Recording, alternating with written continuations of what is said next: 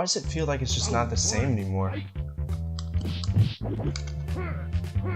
Everything feels so stiff and I'm getting my ass kicked. Come on! Fuck. There's no way Zangief moves that quick. Game was so easy in the 90s. What happened?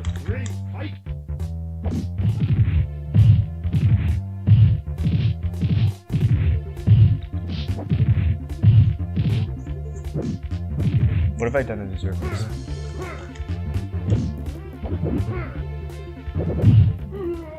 Oh! That's it. Something's not right. Maybe it's just time to give up. Hey, up here. What? On the shelf! What are you doing? You want to be good at Street Fighter 2, don't you? Well, in order to be good at Street Fighter, you gotta become a Street Fighter. Besides, I already texted Akuma and told him that you were struggling. Huh? Oh, come on. I'm so confused right now. Yeah, you're confused? Put this on. Everything will make sense. Let's go outside! Go on!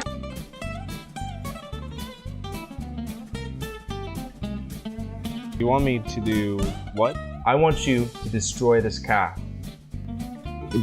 This is my Jeep, though. I want you to punch it so hard that it flips into the neighbor's front yard. Yeah, but I still owe money on it. I don't care if you have payments left on it. Don't try me. I'll show you can up your butthole, tornado kick around your colon, Hadouken out your nostrils. Don't play with me. I get what you're saying, but... Alright, then what about that car? No, that's my wife's car. It's not a viable option either. Like, where are you getting these ideas from? Yeah, I'm not beating up a car.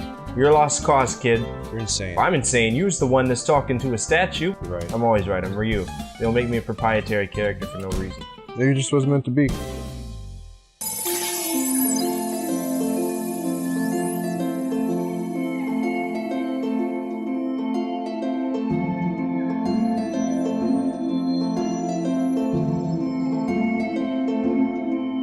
Hello everybody, my name is Fortefyre and welcome to episode 9 of Fortefyre's Fireside Chats. Today we are playing Super Street Fighter 2 Hyper Edition Millennium Battle EX2 Plus Alpha 1. I'm kidding, playing Street Fighter 2 Turbo on the Super Nintendo.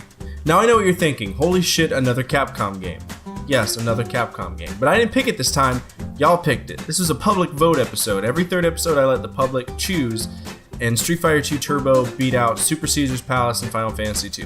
Super Caesar's Palace is kind of a throwaway. I knew it wasn't going to win. But we're going to review it at some point, so why not prolong the inevitable? But anyway, we're here to talk about one of my favorite fighting franchises ever. The only reason I play this is because I have a cousin who used to play it as a kid. He never really let me play, but when he did, it was memorable. I didn't physically own Street Fighter 2 until I was 14 or 15. The Anniversary Collection came out on the PS2, and that was my first owning of a Street Fighter game. But they weren't in short supply. You could find them almost everywhere. If you went to Chuck E. Cheese and looked in the corner, you'd probably find a Street Fighter 2 cabinet. It was also in like Pizza Hut, and hotels everywhere had them. I remember always asking my grandfather for 50 cents just to go play Street Fighter 2. And if you're really lucky, like really lucky, you'd find one that had free play activated.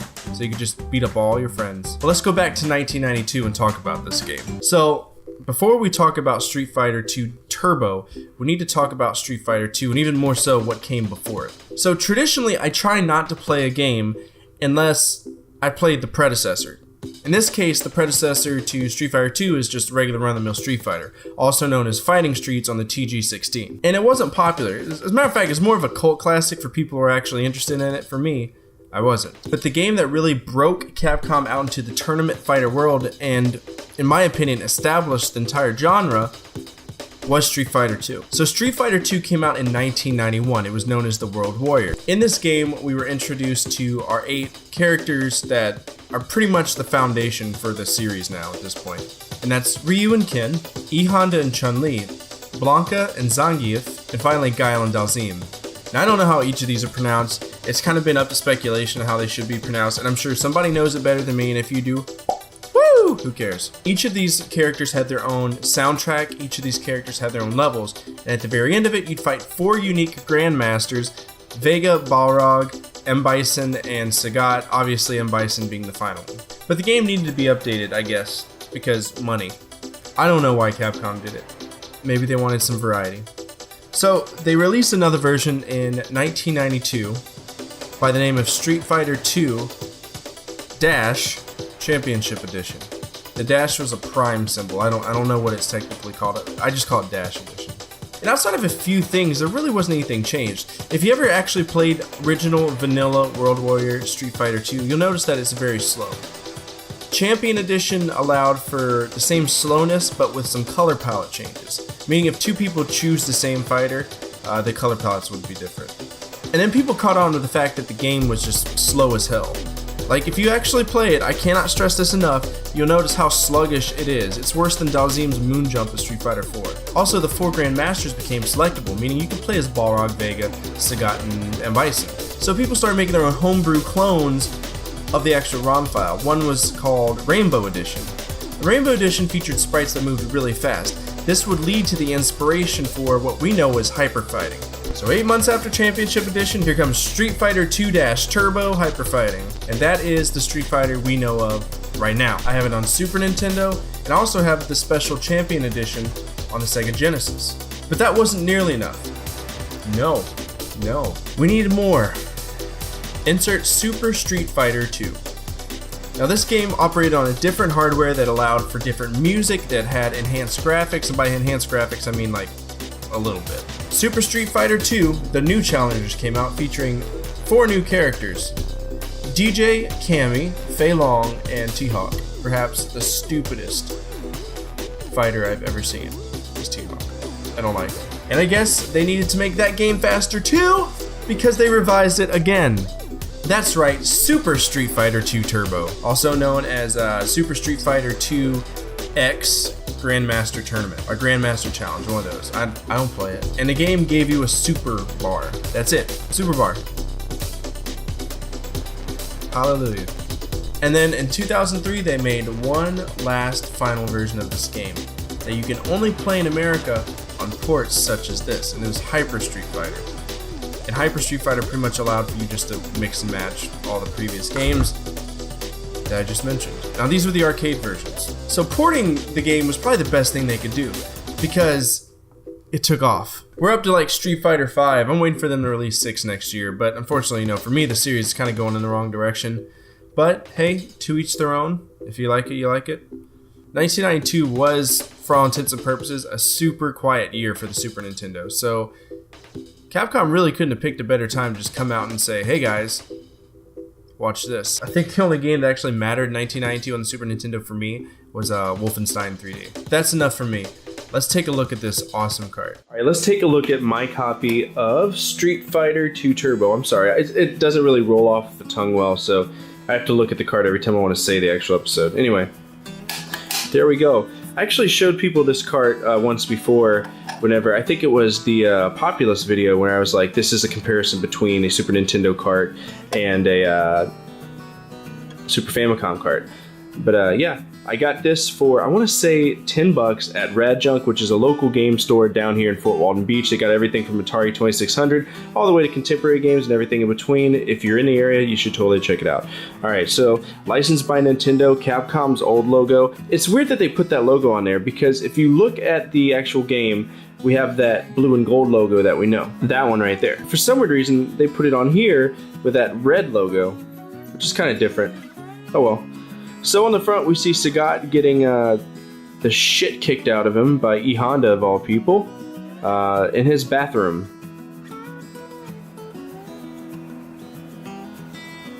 That's it. Just getting the shit kicked out of him.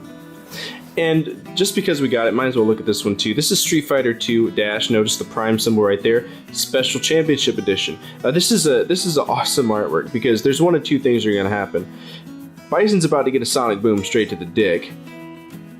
Let's be honest here, that's gonna go forward. Argyle's about to get kicked in the fucking head by steel toe shin guards. And his hair's not looking too good, so I think he's kind of expecting it. Oh well. This is a weird color scheme. That's a really weird color scheme for the front, but we're not rating this game, we're rating the other one. And yeah, it's not really original, because I'm telling you right now, Sagat would clean house when it comes to E Honda. E Honda's probably the most useless character ever. Anyway, let's go ahead and pop it in. Alright, so this is Street Fighter 2 Turbo. Yeah, Street Fighter 2 Turbo. Hyper fighting. Traditionally, I talk about the premise of the game. I think the only premise of this game is that what's-his-name was being a dick. And by what's-his-name, I mean M. Bison. So, the controls are actually cool, because to date, fighting games or beat-em-ups really only had two controls, A and B. This one has a light, medium, heavy punch and a light, medium, heavy kick. And they're assigned in a way that's pretty cool. So the top two buttons are your punches, the lower two are your kicks, and L is a high kick, or high punch, and right is a high kick, and that's awesome. I love it.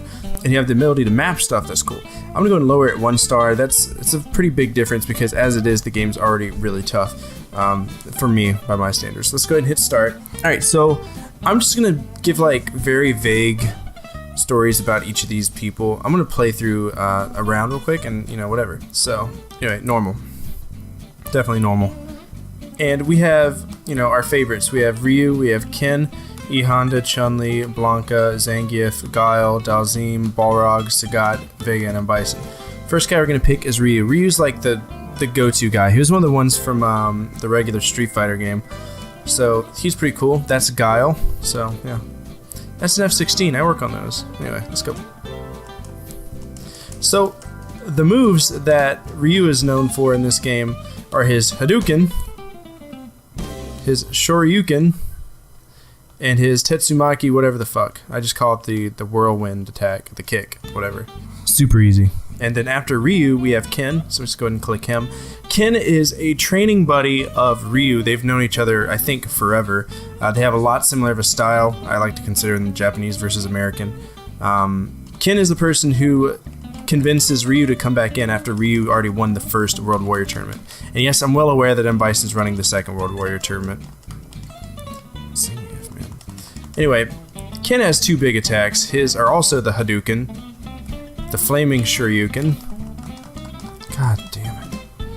That motherfucker. The Shoryuken. And the Tetsumaki, yeah, that one. As far as a character, he's kind of the exact same as Ryu. They have the same moves. I feel that in later games, Ken was a little bit different and his Hadouken was a little bit faster, but for the most part, he's just a clone character. Next up, we have E Honda, also known as Edmund Honda, who's simply just a sumo wrestler. He joined to prove that sumo wrestling was the best thing since sliced bread. Problem for him is that he absolutely is trash. His well-known attack is the cheapest, the 100-hand slap, which you can do by just spamming any punch button, and no one will touch you. You just sit here. He's gonna die. He'll walk right into it. Boom. Wonderful. And of course, the other move is the sumo headbutt. Boom. I got him with that one, but I'll do it again. There we go. Fantastic. Then we have Chun-Li, who is one of my personal favorites to play even in the contemporary games, who is from China. And she's basically joining to get revenge on M. Bison. I think M. Bison killed her dad, but she's a police officer, an Interpol police officer. She's known as having this kick right here, the lightning kick, which is the exact same as the 100-hand slap. You just keep doing it over and over again. My other favorite one is the spinning bird kick, which I don't know if I can pull it off. Hold down, press up. I kicked the shit out of him. Jesus. We have Blanca. Blanca's kind of got like a mixed story because basically he just got infected with this chlorophyll or something. He was affected by the jungle that he lives in Brazil. However, I think they retconned it in the movie for him to be like his buddy Charlie that turned into Blanca after M. Bison experimented on him. But really hit or miss. His moves are another spam attack, which is an electric attack. If I was just to spam punch, if he'll stop kicking me in the dick, and I'm dead. Look at my eyeballs. Alright, let's try that again. There we go. See, he gets electrocuted. And he also has this like Kano-esque cannonball attack. So yeah, simple, right? Alright, next is Zangief. Zangief is a wrestler from the USSR. He's known as the Red Cyclone, I guess. He's pretty much just representing Russia. He's not really spectacular at all. He's got a lot of heavy-hitting moves, though. Most of his stuff is based on grabs. So if I was to walk up and grab him, do like a little tombstone thing. But his moves are like really hard to pull off for me. I don't know. It's a spinning pile driver, but I have absolutely no clue how to do it. I think it's 2 circles, 2 forward circles, and then I just punched him in the face. Let's try it next round. Alright, that's just titty twister apparently. I really want to do that move, come on. There we go. Spinning pile driver, that takes half your health. Zangief does not fuck around. Alright, let's move on. Oh boy, Guile. Alright, so Guile's from the United States. Guile is in the Air Force, I'm in the Air Force as well. He fights on the flight line in a stage, which is like super weird to me because you can't just walk into a flight line and get into a fist fight. So, yeah. He's got some interesting stuff. He actually used to have a glitch called Guile's Handcuffs. I can't pull it off. I don't know what game it's in. Flash Kick is hold up and hold down and kick. And then he's got a Sonic Boom. Both of his moves are really like stupid hard to perform because they involve you holding. So if somebody can tell that you keep pushing to the left and you're holding on to the left, that you're definitely attempting to do something. So yeah. He hates M. Bison because apparently M. Bison murdered his friend Charlie. Charlie is, if you keep playing the series, he's a character from the Alpha series. I don't really know much about the Alpha series, so if you know more about that canon, then yeah, go for it. And I want to say that Charlie is also Nash in the new one. I think his name is actually Charlie Nash. I'm just being facetious.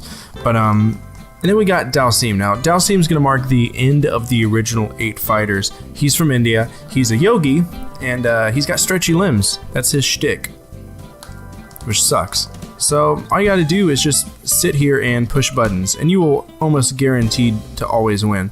Problem is, his attacks don't do much damage, but if you hit with 3 of those, you got somebody, you know, easily done. He's got a Yoga Flame, or Yoga Fire. If I can pull it off. There we go, Yoga Fire. Yoga, Yoga, Yoga. Beat that. I actually really enjoy playing Dalsim.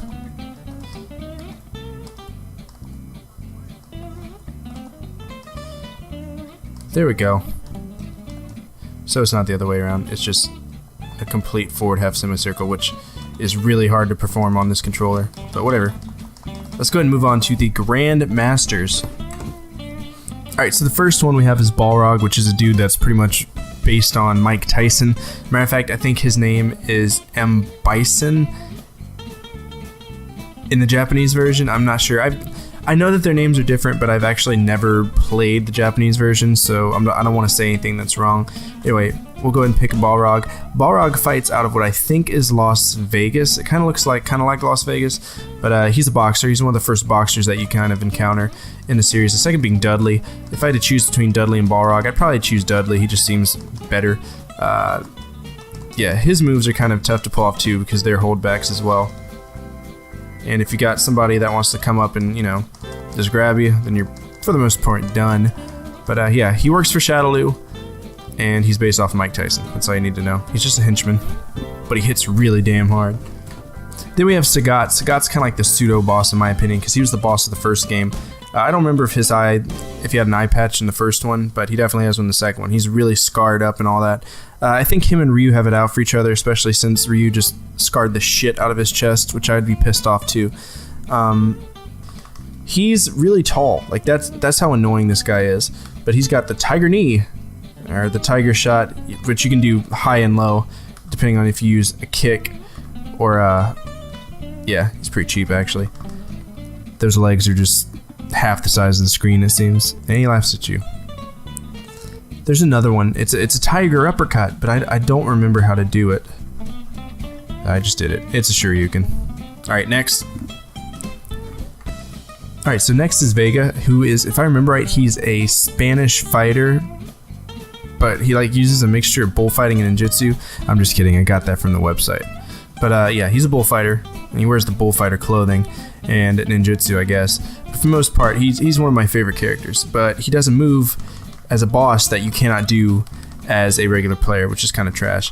But anyway, yeah, you gotta learn his moves. He's kind of difficult, but he's another henchman. I think he's an assassin or something. I don't know how to do his moves on Street Fighter 2. I gotta figure it out. I think it's a down, hold up. Yeah, so that's the backslash, but it's so hard to do it because if anybody walks up on you, that's it, you know? Alright, and this is our last guy. This is M. Bison, also known as Vega in the Japanese, I think. Again, not too certain, don't quote me for it. I don't know where he's from, but I know he fights out of Thailand, and if you press start, he turns my favorite color. That was the favorite thing of mine to do. He's super cheap as well. He's got a E-Honda style launch attack called the Psycho Crusher. Let's see if I can do it. God, he's so fucking... There we go. Psycho Crusher. What the fuck, Zangief? I don't think I've ever seen that happen. That's actually pretty badass.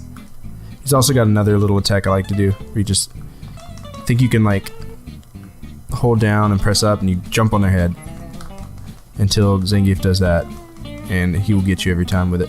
That's all I have for you. This game is just a fighting game, so it's kind of hard to just, you know, say things. That and I really don't want to spoil the endings for any of the games, so let's go ahead and give some pro tips and go ahead and rate the game. Alright, so pro tips, Street Fighter 2 Turbo.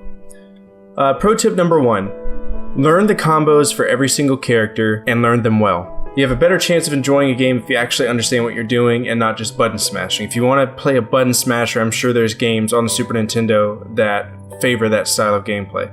For tournament fighters, you need to know the characters' fighting styles, and you need to know their moves, and you need to know their speeds.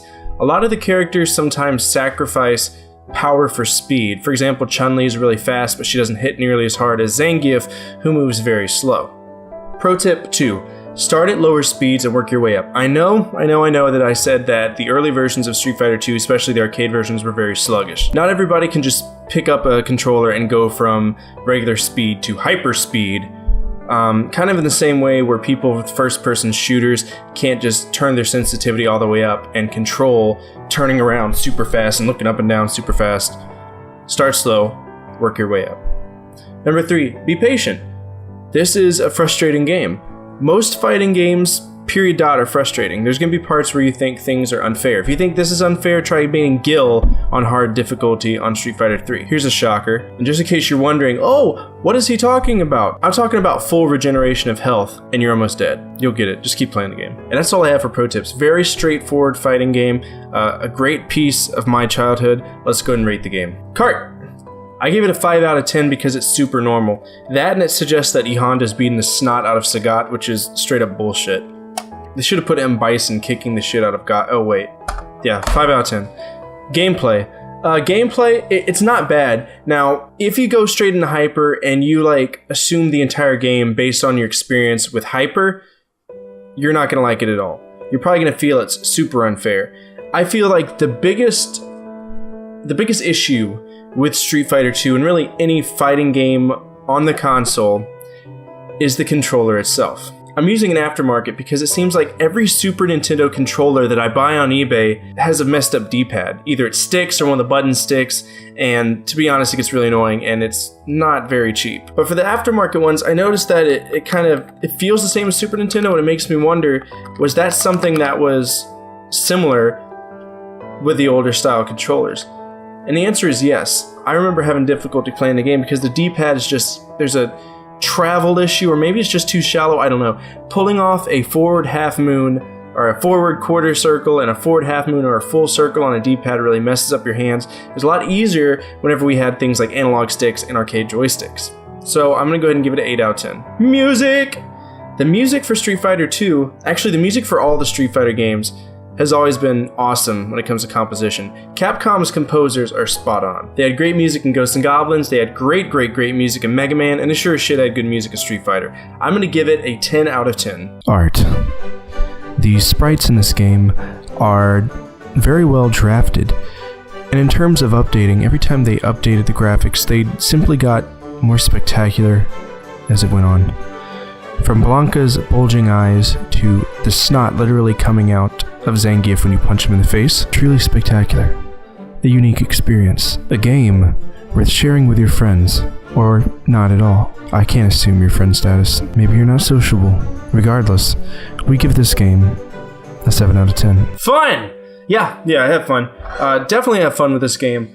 I had to, despite what the opening said, I had to sit down and kind of regain my bearings when it came to this game, and that took a little bit, but once I got used to the motion and used to the controller, it brought me back straight to 1990 whatever whenever I played it. So that brings us to a grand total of 7.8. Not the greatest game, not the worst. In terms of games that we played on this show from all time, Street Fighter 2 Turbo is in 3rd place, knocking Ghosts and Goblins out of 3rd place. It's the first fighting game we played, so clearly it's going to hold the throne until we play a new fighting game. And if you're curious, I do not consider beat-em-ups fighting games. So in terms of 90 games, it's in second place to Sonic the Hedgehog, who has been leading the 90 games position since episode 3. On Super Nintendo, it is in first place. It knocked out Populous. Now I know Populous is on Super Famicom. Let's be honest, it's the same thing. And in terms of Capcom games, it's number 1. It took out Ghosts and Goblins, and obviously 1942 isn't going to be anywhere near either of these games. I'm sorry that this episode has taken so long.